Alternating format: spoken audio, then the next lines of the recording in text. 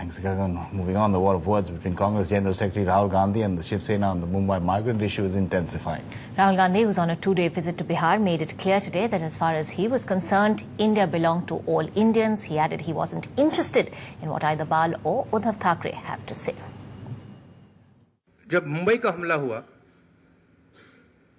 NSG के जो लड़के हैं, उसमें बिहारी हैं, यूपी के हैं, गुजरात के हैं, हिमाचल के हैं, सब जगह के हैं।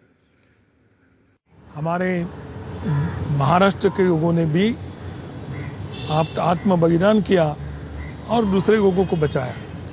तो ये राहुल गांधी की सरासर गलती है कि उन्होंने कहा कि केवल बिहार के लोगों ने हमें बचाया।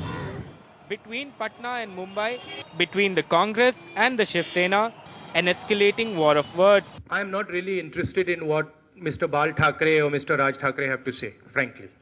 I am interested in one concept, that India belongs to Indians. But Uddhav Thackeray was ready with this caustic attack. Let's not forget who was in power at the time of 26/11. Why did the Congress not prevent 26/11? Where was Rahul Gandhi then? The pitched duel intrinsically linked to the Bihar Assembly election this year. Mumbai is one of the biggest hub of migrants from UP and Bihar. Migrants repeatedly under attack by the Shiv Sena and the MNS.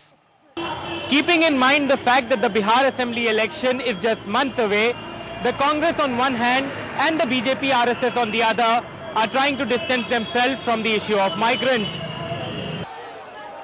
But Rahul Gandhi realizes attacking the anti-migrant issue in a state where a Congress government is in power may not be enough to woo the Bihar electorate.